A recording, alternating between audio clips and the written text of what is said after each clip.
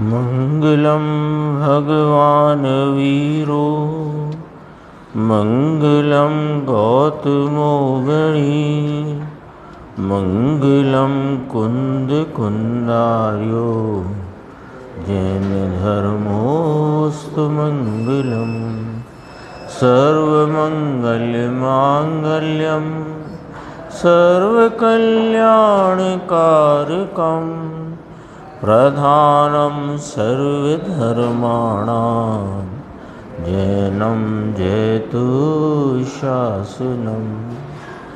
मैं नमो तीर्थनायक को, नमो ओंकार वाणी को, नमो उन कुंद प्रभु को जिन्होंने ओंकार धारण की।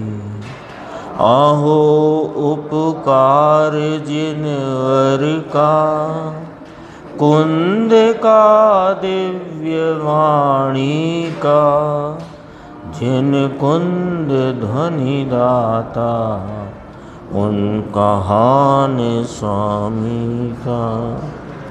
नमः समय साराय स्वानुभूत्या चकासते चित् स्वभावाय भावाय सर्वभावांतरक्षि।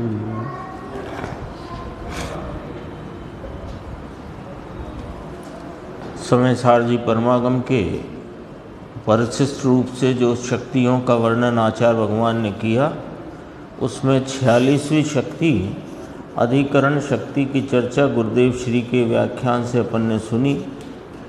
आज जो व्याख्यान चलता था वो कल वाले ही व्याख्यान का अगला भाग था, और इसमें गुरुदेव ने अधिकरण शक्ति के संदर्भ से प्रभुत्व शक्ति की भी चर्चा की, जीवत्व शक्ति की भी चर्चा की, क्रिया शक्ति की भी चर्चा की।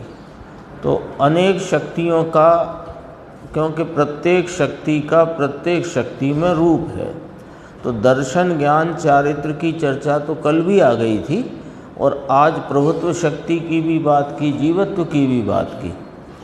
तो इसमें जो मुख्य भाग है वो अपन थोड़ा सा इसका देखते हैं। 655 पेज है यहाँ पर, कितना है 514 पेज गुजराती में। कहते हैं इस प्रभु को शक्ति के बिना एक क्षण नहीं चलता। ये प्रभु कौन है कि यह अनंत गुणात्मक वस्तु है, तो गुणात्मक द्रव्य है, तो यह प्रत्येक समय वर्तमान अवस्था में अपने भावों से द्रवित होता है, परिणमित होता है। तो वो द्रव्य जो है वो अनेक भावों को धर के बैठा है। तो इसका उन भावों बिना कैसे चले, क्योंकि इसका जो चलन है, इसका जो परिणमन है, वो इसके भावों की व्यक्तता रूप है। इसलिए कहा कि इस प्रभु को शक्ति के बिना एक क्षण नहीं चलता। फिर आगे इसी को स्पष्ट किया कि गुण बिना गुणी किस प्रकार रहे, शक्ति बिना शक्तिवान किस प्रकार रहे, और उसकी पर्याय भी शक्तिवान बिना कैसे रहे, नाम परिणमे। क्योंकि पर्याय रहे का अर्थ है परिणमित होती है ना, तो कैसे परिणमे। इस स्वभाव से भरपूर भगवान, उसकी शरण में जाओ, उसका आश्रय लो, तुझे शांति होगी, सम्यक दर्शन होगा, आनंद होगा, और चारित्र की पर्याय भी तेरे द्रव्य के आश्रय से होगी। आया ना सूत्र है चारित्रम खलु धम्मो। तो चारित्र ही वास्तव में धर्म है। तो वह चारित्र किसके आश्रय से है कि यह अनंत गुणों का गुणी भगवान अभेद अखंड शुद्धात्म तत्व, उसकी शरण में जाओ। निमित्तों की शरण में धर्म और चारित्र भाव नहीं प्रगटेगा। अपने शुद्धात्म स्वरूप यानी अपना त्रैकालिक उपादान, अपना ध्रुव उपादान, उसकी शरण में आओ। निमित्त बताया ना, तो सामने उपादान लेना। निमित्त जो हैं देव गुरु शास्त्र, वे देव गुरु शास्त्र निमित्त हैं। उनकी शरण में जाओगे तो सम्यक दर्शन नहीं होगा। उनकी शरण में जाने से यह ज्ञात होगा कि सम्यक दर्शन कैसे होता है, लेकिन सम्यक दर्शन उनकी शरण में जाने से नहीं होगा। तो फिर किसकी शरण में जाना कि जिसकी शरण में वे गए उसकी शरण में तुम जाओ।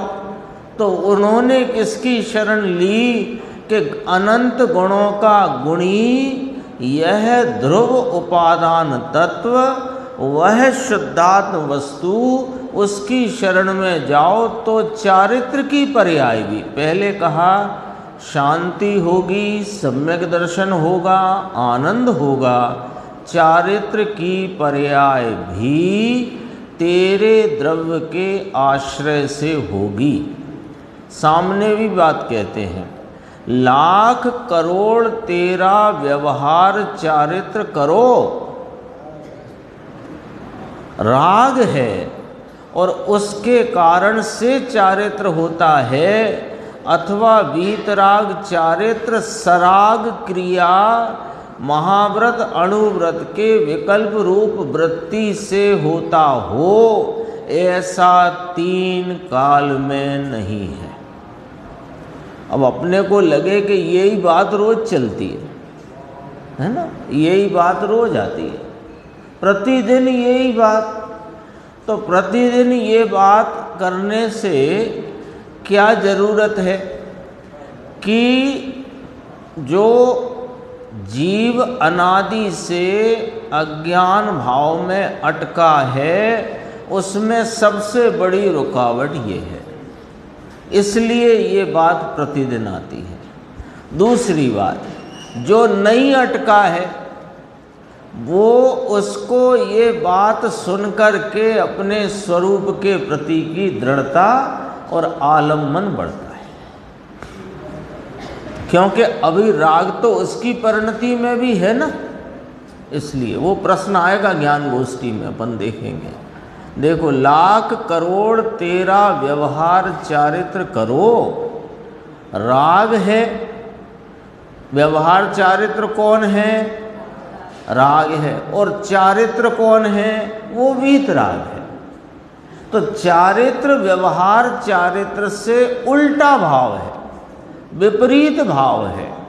जो चारित्र का भाव है वो वीतराग भाव है, और वीतरागता के परिणमन के साथ जो अभी शेष राग अनुकूल कहा जा सके, ऐसा जो दयादान व्रतादि का परिणाम है उसे उपचार से व्यवहार चारित्र कहा। लेकिन उसकी जाति क्या?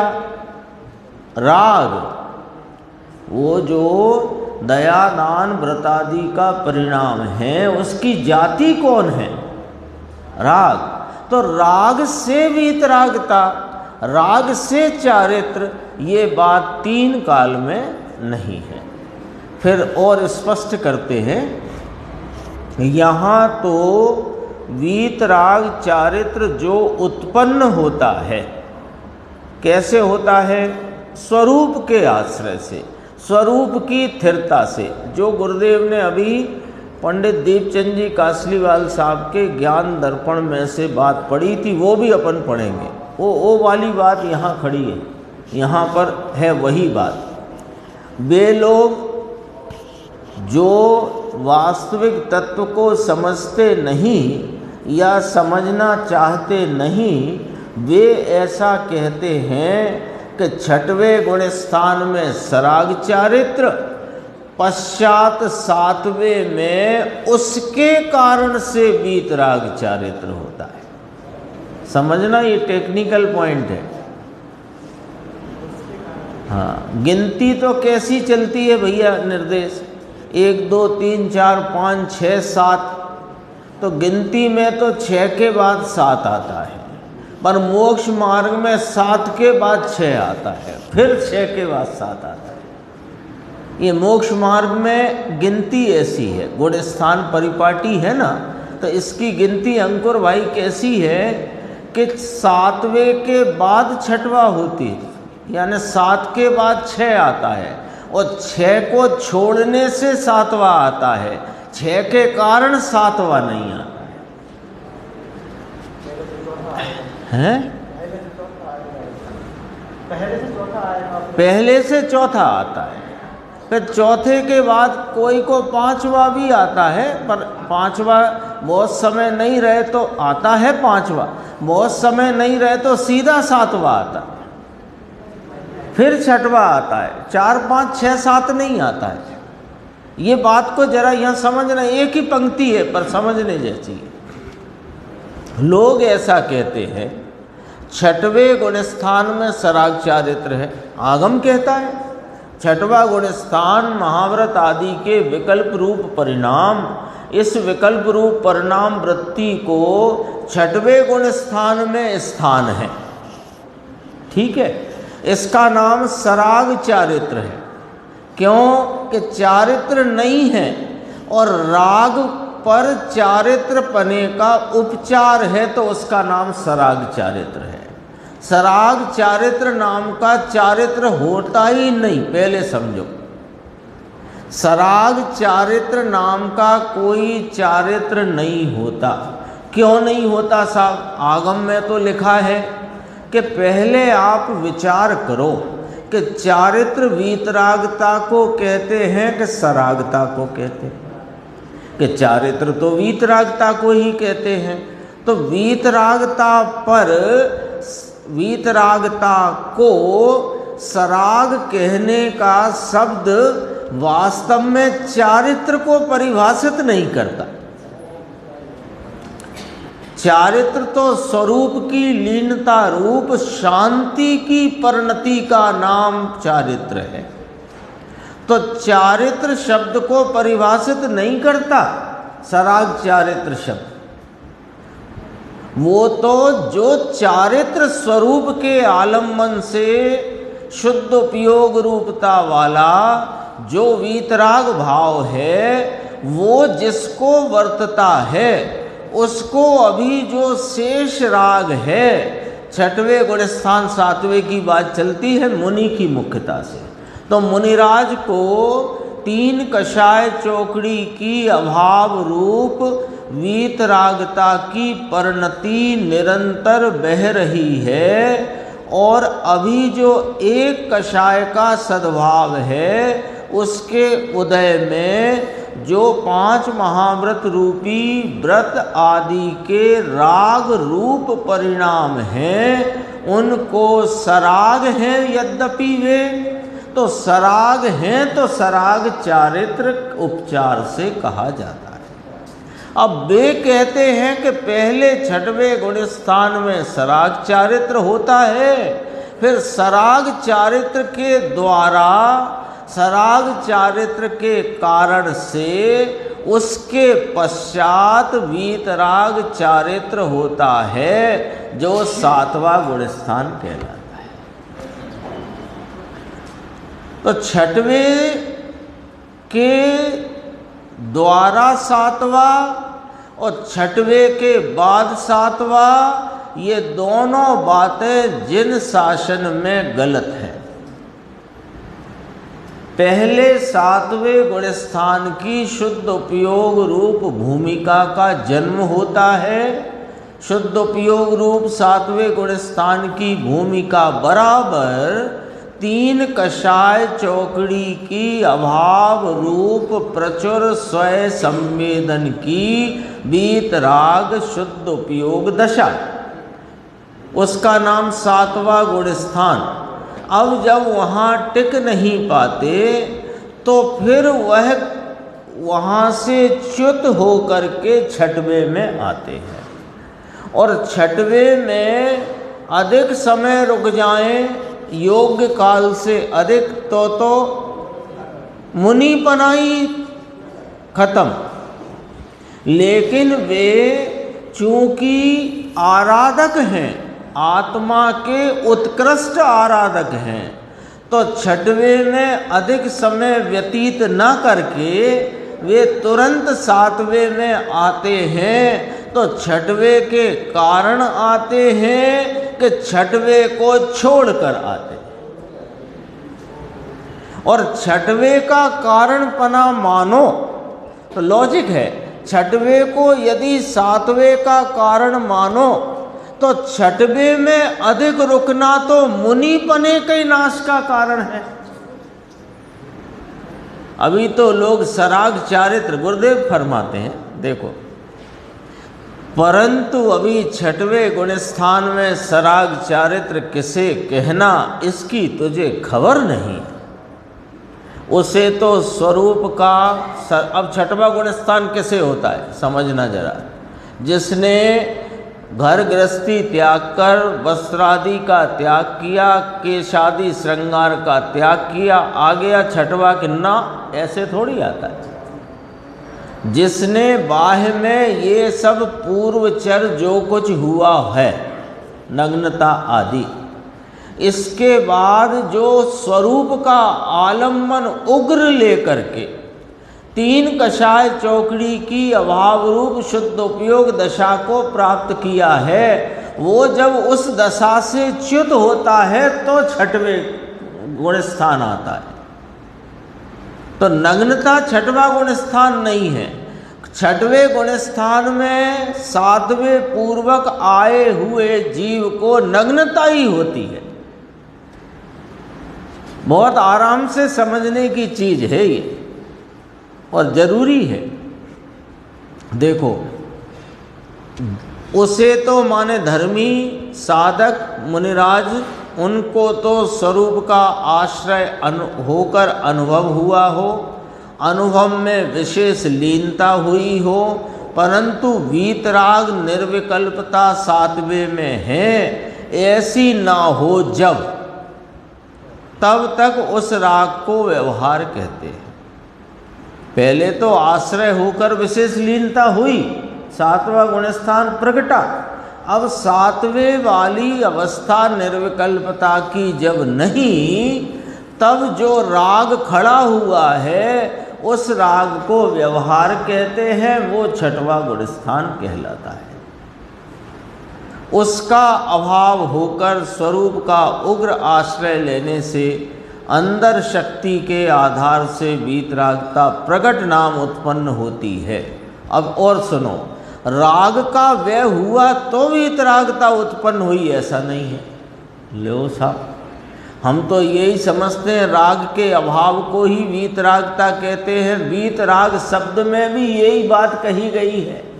वीतराग, राग जिसका बीत गया है, तो कहा वो तो शब्द का संज्ञा रूप भाव है, पर उसकी उत्पत्ति राग के व्यय के कारण से नहीं, उसमें अधिकरण शक्ति का ऐसा रूप है चारित्र गुण में कि उससे वह वीतरागता उसके आधार से प्रकट हुई। चलती है ना अधिकरण शक्ति।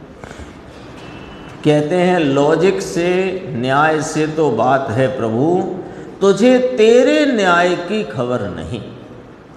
लो प्रभुत्व शक्ति आई है ना, प्रभुत्व शक्ति की बात करी अभी इसी संदर्भ में, फिर जीवत्व की बात करी, इसमें भी अपन देखते हैं। देखो अगला ही पेज है, 656 है यहाँ पर, वहाँ एक पेज बढ़ गया होगा।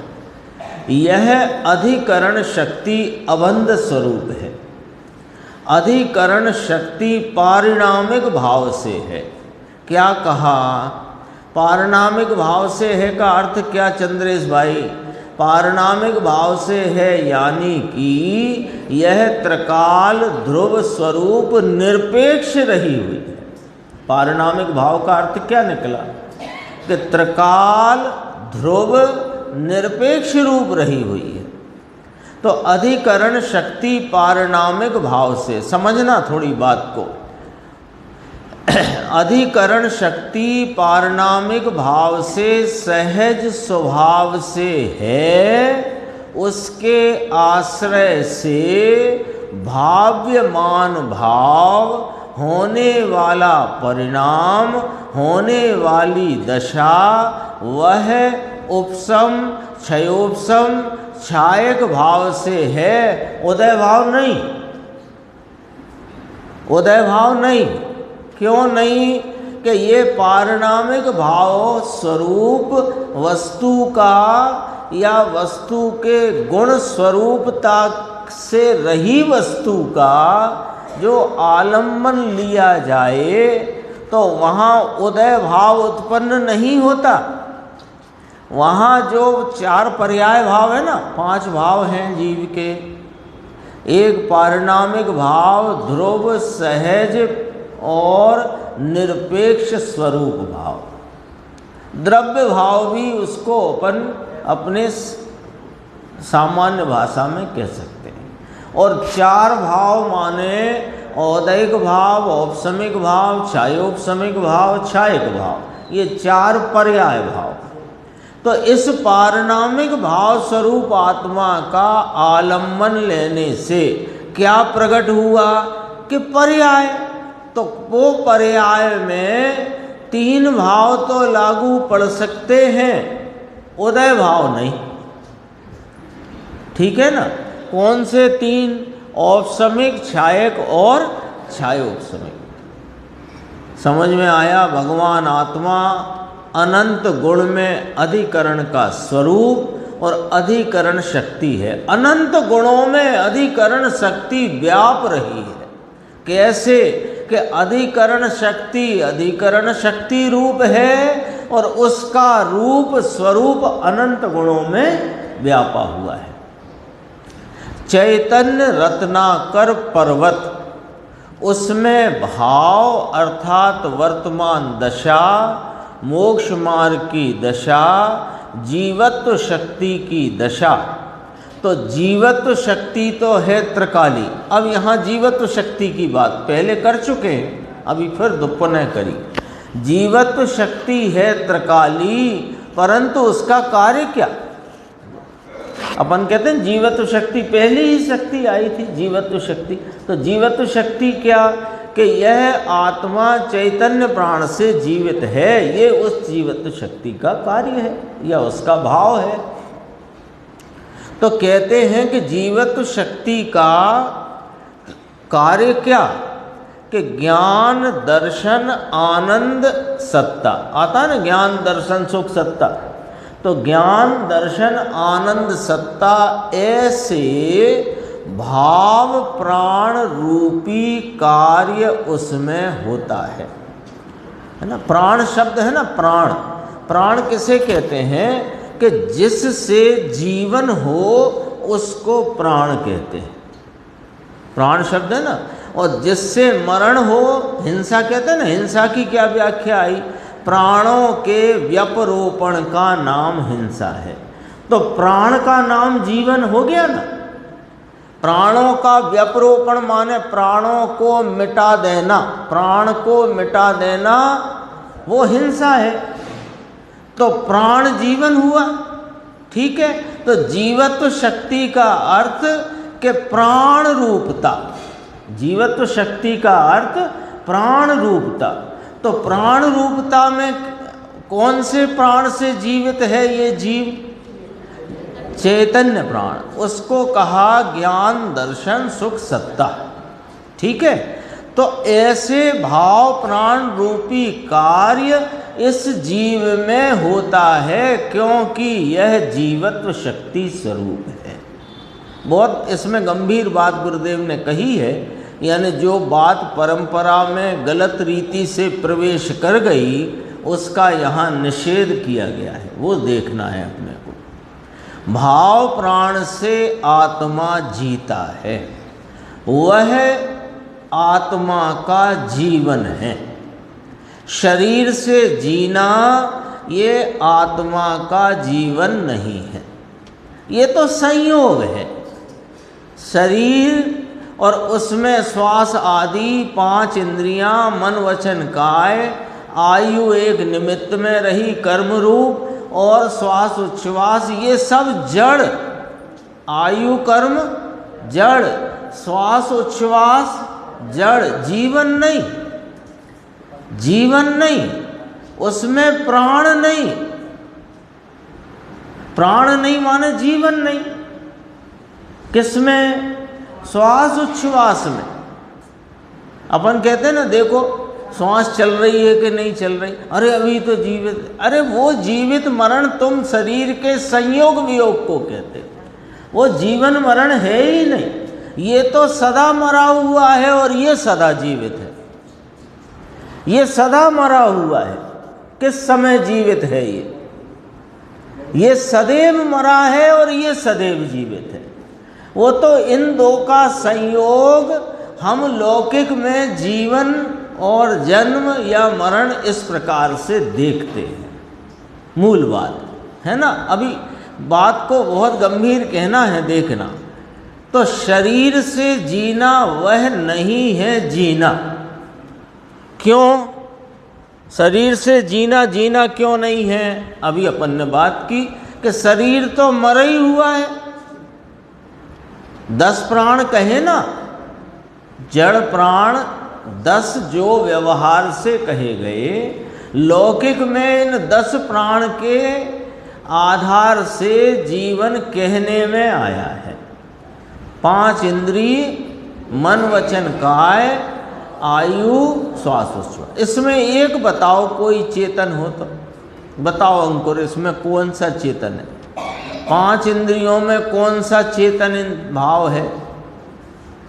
नहीं है। मन में, मन भी जड़, वचन जड़, काया जड़, आयु जड़, श्वास उच्छ्वास भी जड़ है।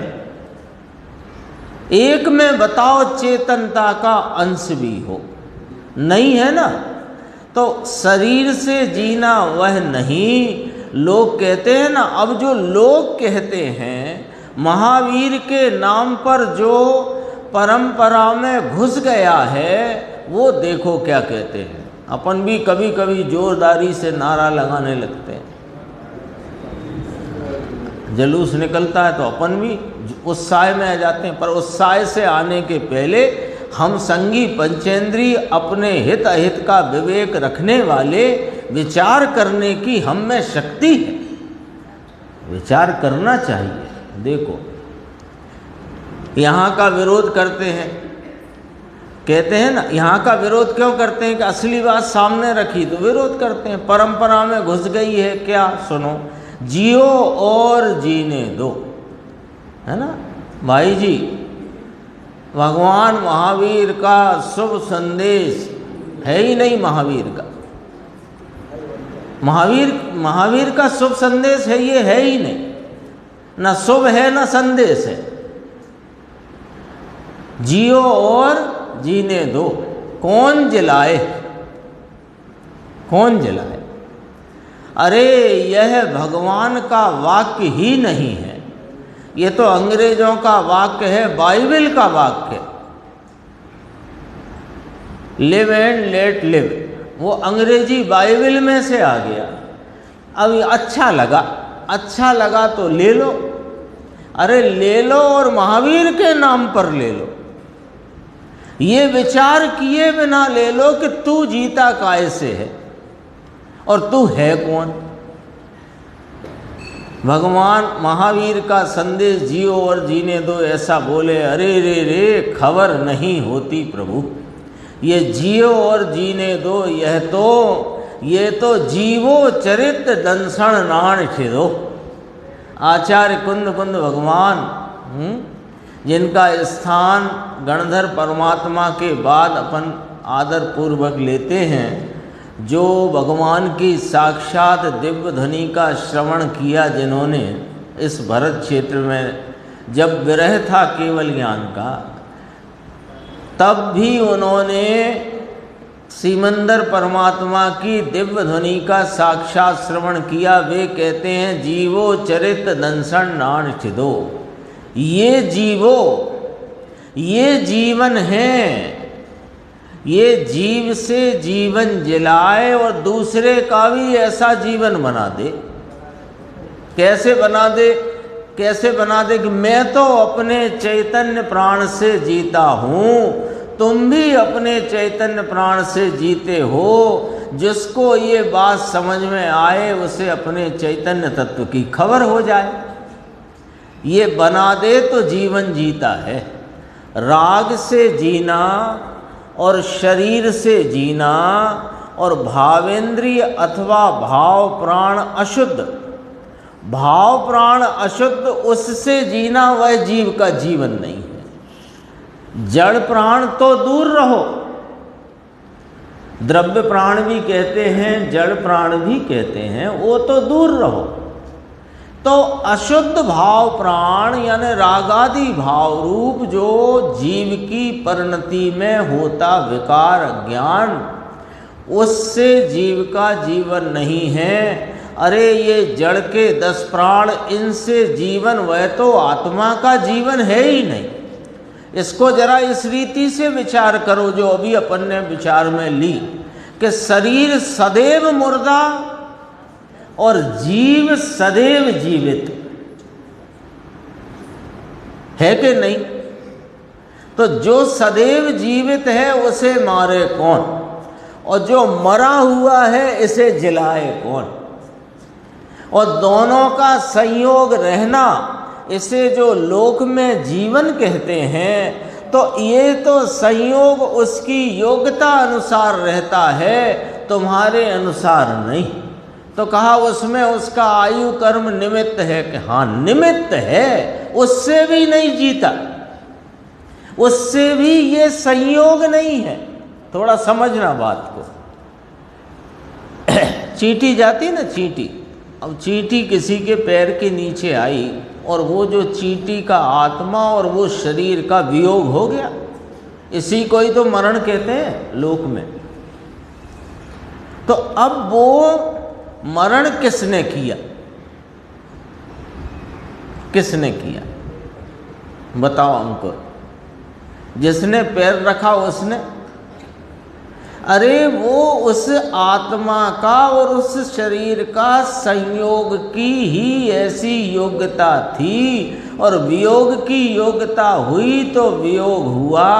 कौन जिलाए और कौन मारे, पहले ये समझ लो, तो फिर दया करने की जरूरत ही नहीं है। अरे दया करने की जरूरत है कि नहीं, ये बात ही यहाँ उत्पन्न नहीं होती। दया का परिणाम भी अशुद्ध भाव प्राण में डाला, और वो कहाँ से आता है? वो तो आता है, सहज आता है, उससे तेरा धर्म हो जाता है, ऐसा भी नहीं है। ये जियो और जीने दो, ये भगवान की वाणी ही नहीं। ये बात याद कर लो, बाकी तो बहुत सारा विषय सब सामने आ गया। इतना तो याद रखो कि जियो और जीने दो ये जैन परमात्मा सर्वज्ञ देव अथवा महावीर भगवान की वाणी ही नहीं है। और उसकी आलोचना करते हैं कि लो ये तो जियो और जीने दो का विरोध करते हैं। अरे जिए और जीने दो को अज्ञान कहते हैं, तो कहते हैं अरे सुनो ना, लाख बार अज्ञान है। अज्ञान है, कैसे अज्ञान है? कि जो मुर्दा है उसे तुम जिला नहीं सकते और जो जीवित है उसे मार नहीं सकते। इसलिए ये चर्चा थी। देखो थोड़ी सी चर्चा अपन यहाँ से लेते हैं। ये पेज नंबर आ गया 658। गुरुदेव कहते हैं ये जो चर्चा चलती है ना, इसकी महिमा करते हैं। देखो यह बात तो श्वेतांबर और स्थानकवासी में तो है ही नहीं, उसमें है नहीं, अन्य मत में तो है ही नहीं। और सुनो अब क्या कहा, परंतु दिगंबर में है, लेकिन उसके अर्थ करने में सब गड़बड़ करते हैं। यह तो सर्वज्ञ परमेश्वर का कहा हुआ, संतों वीतराग मुनियों ने अंदर राम बाण मारा है। तो सीधी बात करी है आचार्य भगवान ने। ये 47 शक्तियों की चर्चा करके सच कहें तो पूरा जिन शासन और जिन शासन का नायक शुद्धात्मा, उसे खड़ा कर दिया है। रामायण में कौन खड़ा है? राम। ऐसे पूरे जिन शासन में चारों अनुयोगों में कौन है उसका नायक? शुद्ध आत्मा, उसका राम, रामायण का राम, ऐसे चारों अनुयोग का राम नाम नायक ये शुद्ध आत्मा है, आत्म राम। देखो ये पद इसमें को गुरुदेव ने पढ़ा था, ये ज्ञान दर्पण में से लिया है। देखो, सब संप्रदान आदिक को परम आधार अधिकरण कहीजिए। संप्रदान आदिक कहे ना जो छह कारक, उनका परम आधार अधिकरण कहिए। दर्शन ज्ञान आदि वीरज अनंत गुण बाही के आधार याते माँ में थिर हूजिए। ये दर्शन ज्ञान आदि यानी दर्शन ज्ञान आनंद वीर्य आदि अनंत गुण स्वरूप यह जो शुद्धात्मा है वो उन गुणों का आधारभूत तत्व है, उसमें ही स्थिर होजिए, थिर होजिए, उसमें ही लीन रहिए। याही की महत्ताई गाई सब ग्रंथनी में। आ गया चारों अनुयोग का नायक। याही की महत्ताई, महत्व इसकी ही महात्म गाया गया है सब ग्रंथों में।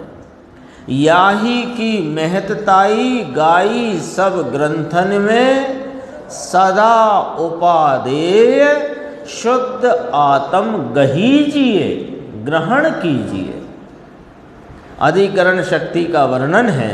अधिकरण शक्ति गुण है तो गुणी को उपादेय करो। अधिकरण शक्ति कौन है? गुण है। तो गुण है तो गुणी को उपादेय करो तो शक्ति का परिणमन तुझे होगा। गुण का परिणमन भिन्न नहीं रहेगा। अनंत शक्ति का समुदाय ऐसा द्रव्य तो कैसे प्राप्त हुआ कि राग को हे करके स्वभाव को उपादेय करके जो उत्पन्न होता। विधि बता दी, विधि बता दी है ना। कैसे ये विधि कैसे बताई कि देखो पर द्रव्यों से तो तुम्हारी सत्ता अत्यंत भिन्न है, स्पष्ट भिन्न है। अब जो परिणति में रागादि विकारी भाव की वृत्ति अनादि से चली आई है वो हे है, और तुम्हारा जो अनंत गुणात्मक स्वभाव है वह उपादेय है। तो राग को हे करके स्वभाव को उपादेय करके जो भाव उत्पन्न होता है, वीतरागता उत्पन्न होती है, वह ही धर्म है। और उन सब का आधार अधिकरण, अधिकरण शक्ति है। ये चर्चा अधिकरण शक्ति की आई। और अपने ज्ञान गोष्ठी में बहुत गंभीर प्रश्न अभी आ गया है अपने क्रम में 397। देखो, सम्यक दृष्टि राग का कर्ता नहीं, सर्वज्ञ की तरह मात्र राग का ज्ञाता ही है। फिर भी सम्यक दृष्टि की पर्याय में राग होता तो है ना। जब सम्यक दृष्टि को अपने वीतराग स्वरूप का भान हुआ और वीतराग स्वरूप की दृष्टि हुई तो वह राग का कर्ता न रहा, ठीक है ना। राग का ज्ञाता हो गया। ये चर्चा तो सबको स्पष्ट है ख्याल में। वह राग का कर्ता न रहा, राग का ज्ञाता हो गया। कैसे, कैसा, किस प्रकार का ज्ञाता? कि सर्वज्ञ भगवान भी बस ज्ञाता ही हैं। तो उनके तो राग है नहीं, तो उनके वर्तमान राग नहीं है, लेकिन अपने पूर्व के राग के ज्ञाता हैं और अन्य जीवों के राग के ज्ञाता हैं। ऐसे ही सम्यक दृष्टि भी अपनी परिणति के वर्तमान राग को सर्वज्ञ की भांति जानता। तो जब ये कहा, जब वह राग का ज्ञाता है सर्वज्ञ की भांति, तो सर्वज्ञ की पर्याय में तो राग होता नहीं है। तो सम्यक दृष्टि की पर्याय में तो राग होता है ना, तो ये बात हमें जरा समझा दो, ऐसा प्रश्न किया। देखो अब जरा जवाब का एंगल देखना, एकदम गजब का है। प्रश्न एक बार और पढ़ें क्या अंकुर? प्रश्न नहीं आ गया समझ में? चलो ठीक है। देखो सम्यक दृष्टि की पर्याय में पूछा गया है, सम्यक दृष्टि की पर्याय में साहिब राग तो होता है ना, फिर आप सर्वज्ञ की भांति उसे राग का ज्ञाता कैसे कहते हो? ऐसे कहा। तो राग वह सम्यक दृष्टि की पर्याय ही नहीं है। तुमने पूछा कि सम्यक दृष्टि को तो राग होता है ना भाई। देखो इसका प्रश्न का प्लेटफॉर्म समझो। सम्यक दृष्टि राग का करता नहीं, सर्वज्ञ भी राग के करता नहीं, उनके तो राग भी नहीं है ना, तो सम्यक दृष्टि को भी नहीं है, ये यहाँ कहेंगे। तो प्रश्नकार तो कह रहा है कि सम्यक दृष्टि के तो राग है पर राग का करता नहीं, और सर्वज्ञ के भांति वह राग का मात्र ज्ञाता है, तो भी सम्यक दृष्टि की पर्याय में राग तो होता है ना। बताओ, आप बताओ निर्देश भाई, होता है कि नहीं होता है? हाँ यहाँ से बताओ, कोई बात नहीं है। कितनी अच्छा जवाब है कि राग किसकी पूछी भैया तुमने? राग वह सम्यक दृष्टि की पर्याय ही नहीं है। लो ये कौन सा जवाब आया? साधक की अवस्था में राग नहीं। इस चैप्टर का नाम क्या है?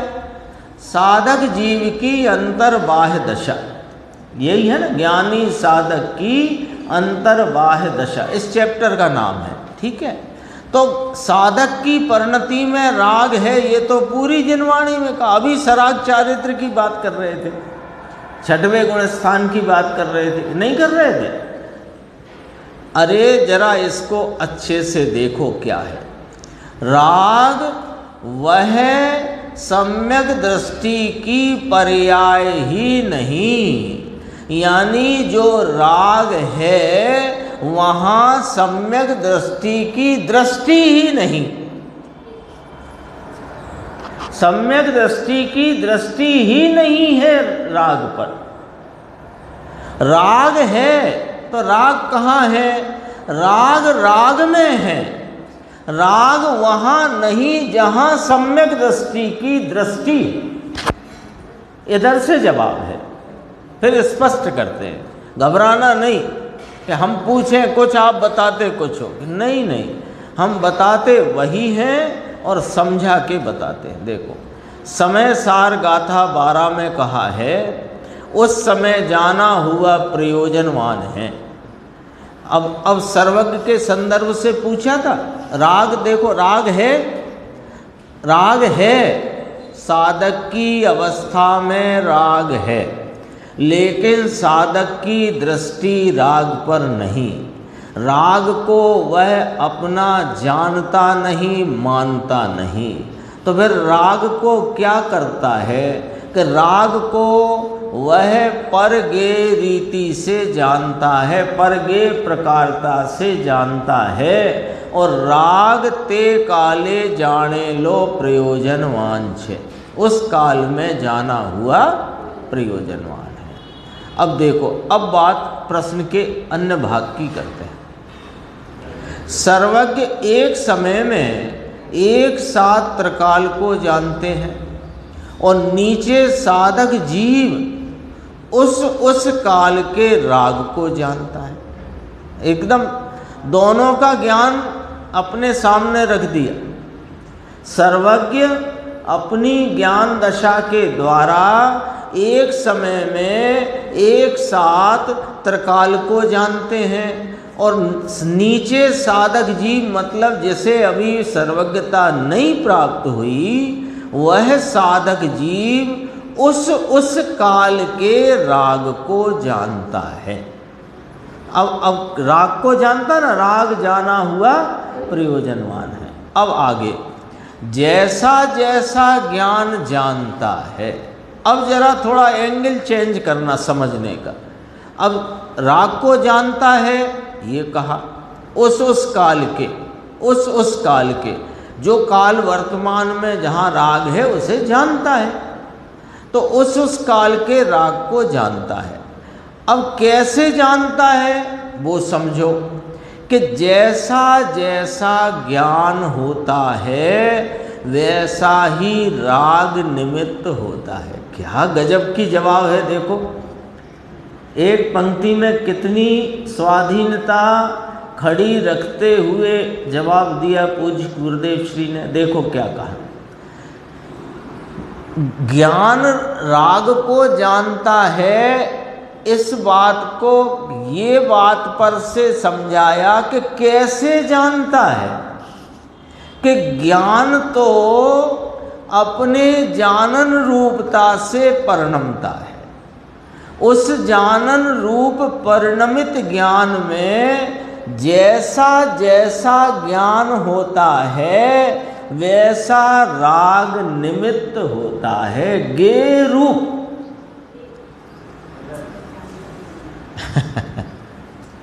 आगे पीछे ज्ञान हो ये बात ही नहीं। क्यों नहीं? आगे पीछे ज्ञान हो माने राग आगे पीछे रह जाए और ज्ञान आगे पीछे हो, यह बात ही नहीं, एक काल में ही है। क्यों? कैसे कहते हो? पीछे आओ। जैसा जैसा ज्ञान होता है वैसा ही राग निमित्त होता है। क्या कहा है? निमित्त होता है। तो निमित्त कब होएगा? जब काल प्रत्यय एक होगा तो निमित्त होगा।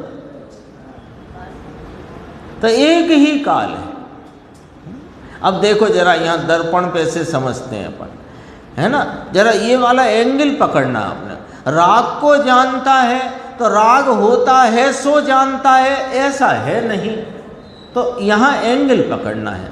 दर्पण लगा हुआ है, दर्पण में सामने रहा जो वृक्ष है ना, तो वृक्ष के हरे पत्तों के हिलने रूपता का यहाँ प्रतिबिंब दिखाई देता है। ठीक है। तो ये दर्पण का स्वच्छता रूप भाव में जैसा जैसा परिणमन होता है वैसा ही वहाँ वृक्ष में परिणमन है। बात में फर्क लगा कुछ? अंकुर भाई पॉइंट पकड़ना, बात में क्या फर्क है? यशवंत भाई देखो, जैसा वृक्ष है वैसा ज्ञान है, ये वाली बात नहीं कही।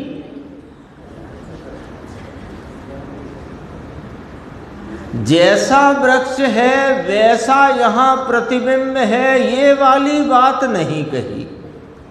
यहाँ ये बात कही जय कुमार भाई साहब, क्या बात कही? कि यहाँ दर्पण में जैसा उसकी स्वच्छता के भाव में परिणमित प्रतिबिंब है वैसा ही वहाँ वृक्ष का परिणमन है। ज्ञान से गे की सिद्धि है, गे से ज्ञान की नहीं। आई बात ख्याल में? ज्ञान से गे रूपता खड़ी करी गई है, गे से ज्ञान होता है, इसका निषेध है। थोड़े से दृष्टिकोण के बदलते कितनी बात में फर्क आता है, कितना वजन आता है। ये जवाब तो देखो, सांध्यकालीन चर्चा में एकदम सबके बीच बैठे हुए कौन सा प्रश्न कब आया और क्या जवाब है, एक एक जवाब ऐसा नपा तुला बिल्कुल। जैसा देखो, जैसा राग होता है वैसा देखो, इसी का अर्थ ऐसा निकाले कोई कि समय सार गाथा 12 में कहा कि जो भी वो व्यवहार है ना, क्या है वो शब्द? ठहरा जो अपरम भाव में व्यवहार से उपदिष्ट है। यानी अपरम भाव माने राग रूप भाव, ठीक है। तो वो काल में वह राग ते काले जानेला प्रयोजनवान है, उस काल में वह राग जाना हुआ प्रयोजनवान है। इसका अर्थ क्या निकाले, जो जो राग उस समय होता है उसे ज्ञान जानता है। ऐसा ही है ना, जो जो राग जिस जिस काल में होता है उस काल में हुए राग को ज्ञानी जानता है, ऐसा ही आएगा। पर वो कैसे जानता है कि जैसा जैसा ज्ञान यहाँ होता है वैसा ही राग उस समय वहाँ निमित्त होता है, और निमित्त होता है तो उसी समय में होता है, अन्य समय नहीं होता। क्योंकि निमित्त कहा ही तब जा सकेगा जब काल प्रत्यय एक हो। कितनी गंभीर एक एक पंक्ति में गंभीरता है टीटू भाई। आया दर्पण से थोड़ा ख्याल में आई ना बात, वृक्ष के कारण यहाँ प्रतिबिंब है, ये बात झूठी है। यहाँ जो प्रतिबिंबन है उसमें वृक्ष निमित्त है। बात में कितना फर्क आ गया बोलो।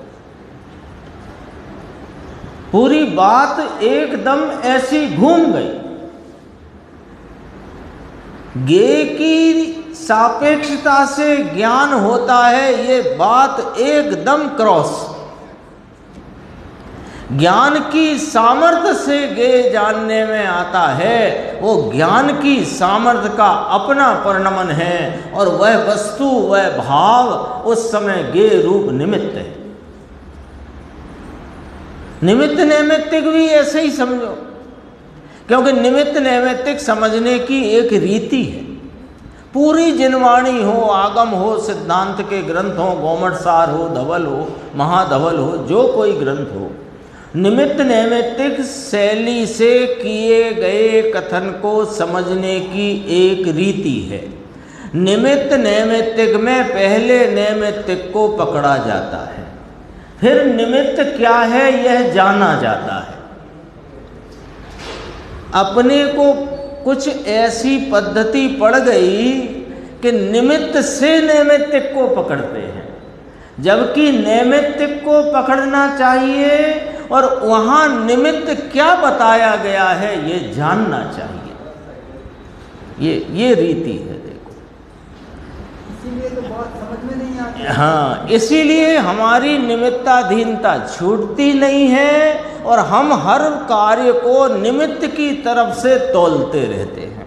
तो निमित्त से तौलते हैं तो नैमित्तिक तो गौण हो जाता है, और निमित्त के हटाने जुटाने की अज्ञान भरी पराधीनता खड़ी रहती है। हाँ, ज्ञान का नहीं आता, किसी नैमित्तिक का नहीं आता। अपन तो पूरी समग्र व्यापक बात कर रहे हैं, यहाँ तो ज्ञान के संदर्भ से ही बात है, आपका कहना बराबर है।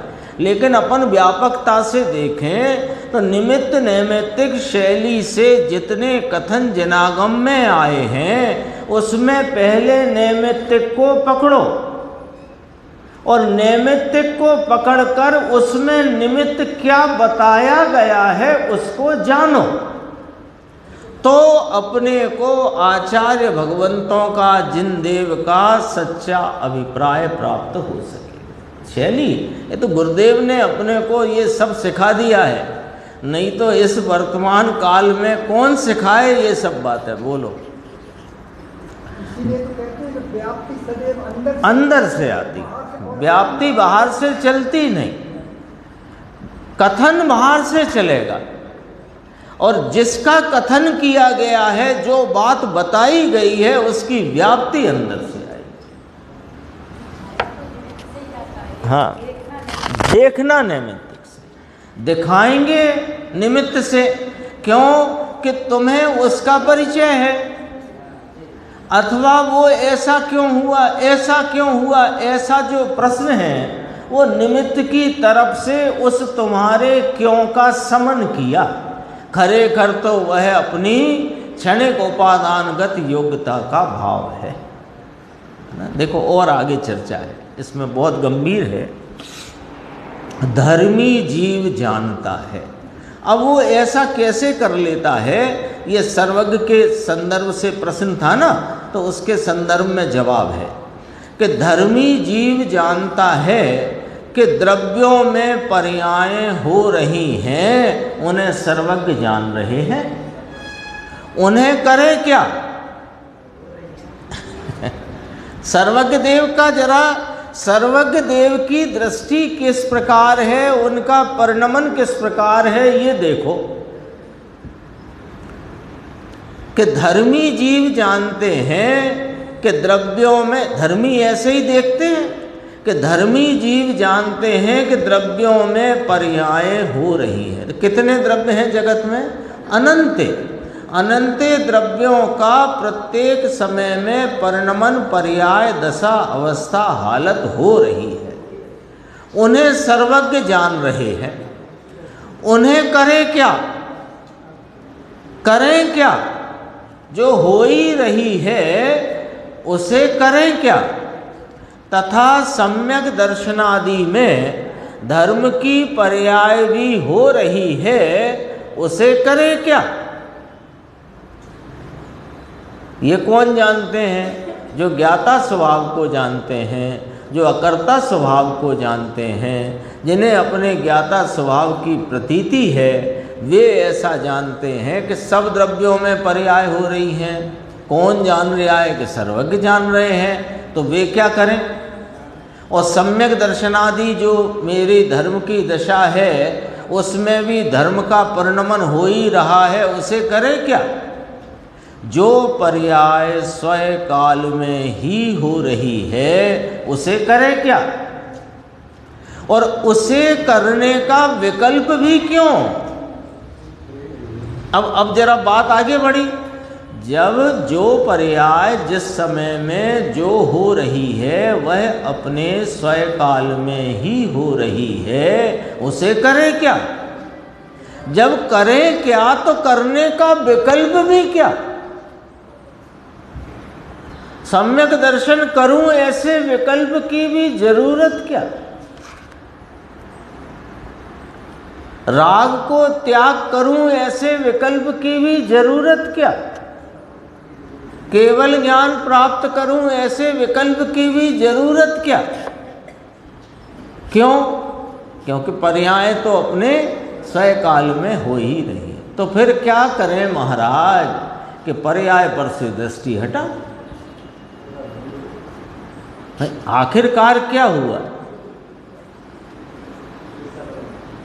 सब काम जब हो ही रहा है तो फिर करना क्या? तो नहीं करना तो फिर वहां देखता क्यों है? जब करना नहीं, देखो जब सब काम अपने से हो ही रहा है, हो ही रहा है, तो वहां देखना भी क्या? और यदि देखोगे तो विकल्प की उत्पत्ति होगी, तो विकल्प भी करना क्या? तो देखो सर्वज्ञ तो प्रत्यक्ष देख रहे हैं और नीचे धर्मी जीव परोक्ष देख रहा है। कैसा? सर्वज्ञ की भांति। मात्र प्रत्यक्ष परोक्ष का ही अंतर है, केवल दिशा बदलनी है, अन्य कुछ भी करने का नहीं है। जो पर्याय होने वाली है, ये धर्म से संबंधित बात चल रही है, परमय करने की बात तो दूर रहो। यहाँ तो अपने, यहाँ तो ये थोड़ा सा गंभीरता से विचार करो। अरे दृष्टि पलटना है, ये भी एक कहने की बात है, कहना ही पड़ा, अन्यथा तो दृष्टि भी स्वयं सहज पलटती है। क्यों? क्योंकि वो तो अपनी महिमा जहाँ है, उस महिमा के परिणमन में दृष्टि स्वतः परिणमित होती है। जो पर्याय होने वाली है उसे करना क्या, और जो नहीं होने वाली उसे भी करना क्या? जो नहीं होने वाली उसे करो, कर नहीं सकते, और जो हो रही है उसे क्या करे? वो तो हो ही नहीं। ऐसा निश्चय करते ही कर्तृत्व बुद्धि छूटकर स्वभाव सन्मुखता हो जाती है। सर्वज्ञ देव त्रिकाली को देखने जानने वाले हैं, और मैं भी त्रिकाली का ज्ञाता दृष्टा ही हूँ। कौन त्रिकाली? पूरा जगत। ये धर्मी जीव पूरे जगत का ज्ञाता दृष्टा है। इस प्रकार कैसे? सबको जानता है कि परोक्ष रीति से सबको जानता है। इस प्रकार त्रिकाली ज्ञायक स्वभाव का निश्चय करना वही सम्यक दर्शन है। अगले प्रश्न की चर्चा आगे की स्वाध्याय में।